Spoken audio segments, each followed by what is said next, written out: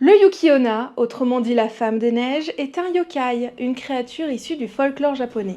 C'est la personnification de l'hiver et elle apparaît particulièrement les nuits de blizzard. Dans certaines régions, elle est appelée la courtisane des neiges, le Yuki-joro, et elle vivrait principalement dans les régions de fort enneigement. Ah bon? Pas Tahiti?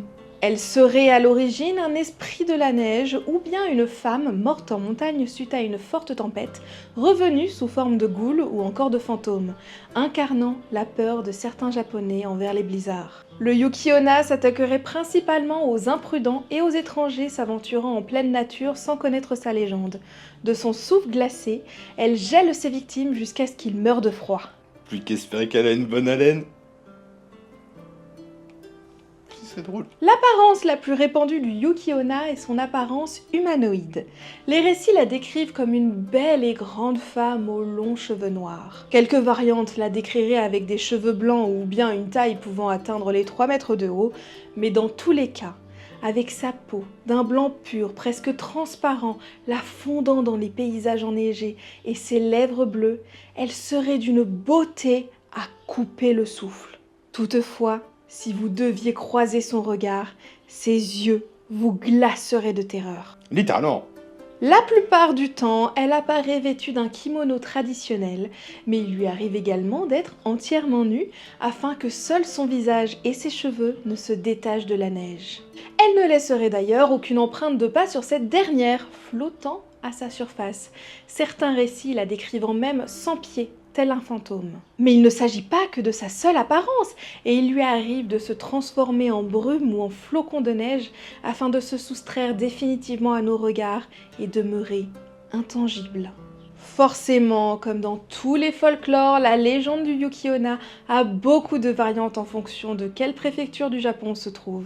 On pourrait écrire un livre entier sur ce yokai et ses variants. L'une de ces premières variantes est au niveau de ses origines. Le yokai serait en réalité une princesse du royaume lunaire qui, par ennui, aurait fui sa vie luxueuse et se serait rendue sur Terre en voyageant par la neige. Toutefois, en réalisant que le voyage de retour lui était impossible, elle se serait mise à errer désespérément les nuits de pleine lune enneigée. Une autre variante concerne le comportement à adopter lorsque l'on croise ce yokai. Il est dit que si le Yuki-onna nous adresse la parole et que par malheur on devait lui répondre, elle se jetterait alors sur nous pour nous dévorer. Toutefois, dans d'autres régions, c'est l'inverse, et si l'on devait l'ignorer ou lui tourner le dos, elle nous attraperait alors pour nous jeter du haut d'une falaise.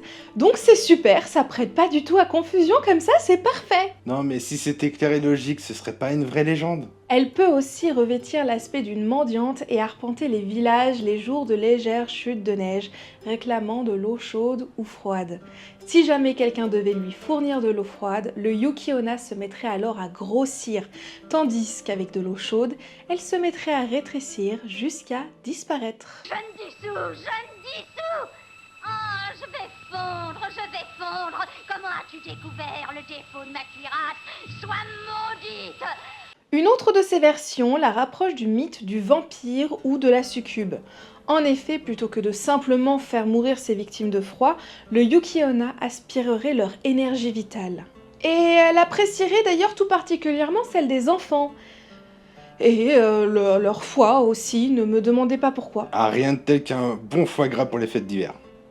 En fait, il est logique que, comme avec beaucoup d'autres créatures folkloriques, le Yuki-onna ait sa version croque-mitaine. Il lui arrive aussi d'être considéré comme un Yama-uba. Comme cette dernière, elle serait inféconde et se plairait à entraîner les enfants désobéissants avec elle. Et puisqu'on parlait justement d'enfants, laissez-moi finir en beauté avec la version du Yuki-onna avec le bébé. À l'image des Nure-onna, une de ces versions utiliserait un faux bébé pour piéger les passants en lui demandant de le tenir. Si vous refusez, elle vous jettera alors dans un ravin, et si vous acceptez, le bébé se mettra à grandir et à s'alourdir de plus en plus, vous paralysant et vous recouvrant petit à petit de neige. Ah, ils grandissent si vite. Cette dernière version serait plus une épreuve. En effet, une légende raconte qu'un guerrier aurait réussi à survivre en tenant une épée courte dans sa bouche, empêchant ainsi le bébé de grossir pour ne pas se blesser. Lorsqu'il rendit le bébé au yokai, cette dernière l'aurait récompensé de nombreux trésors. Et de manière plus générale, quiconque réussirait à surmonter cette épreuve en ressortirait avec une force physique décuplée. En fait, avec le temps, la légende du Yuki-onna s'est peu à peu adoucie. D'une créature cruelle et impitoyable, elle est de nos jours un peu plus humaine et, telle la douceur de la neige, son bon côté s'est développé. De nombreuses histoires la voient venir en aide à des personnes égarées dans la montagne et il lui arrive même de laisser s'échapper ses victimes pour diverses raisons. C'est notamment le cas dans l'histoire de l'apprenti bûcheron Minokishi, dont le maître se fera tuer par le Yuki-onna. L'apprenti, lui, sera toutefois épargné, le Yuki-onna le prenant de pitié face à son jeune âge. Ah, faut savoir, elle aime les enfants ou elle aime manger les enfants? Elle sera repartie en lui demandant de ne jamais parler de ce qu'il venait de voir à qui que ce soit. Minokishi, pensant avoir rêvé sa rencontre avec le Yuki-onna, put donc reprendre sa vie normale. Il finit par rencontrer une femme incroyablement belle, l'épousa et éleva de nombreux enfants avec elle. Et puis un jour, il lui raconta cette étrange nuit, se demandant toujours s'il avait rêvé ou bel et bien rencontré la femme des neiges. Malheureusement, son épouse était justement le Yuki-onna rencontré des années auparavant, et elle entra dans une colère noire.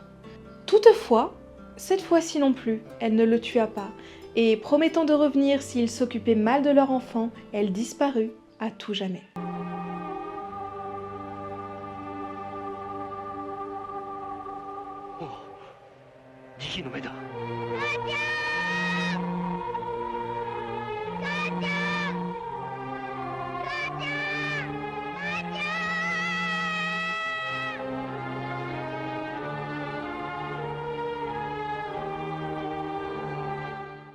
Et voilà tout ce que l'on pouvait vous raconter sur le Yuki-onna, en espérant que cela vous ait plu et intéressé.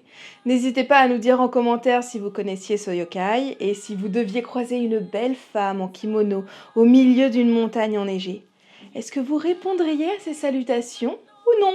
N'oubliez pas de liker cette vidéo, de la partager et de vous abonner, cela nous soutient énormément.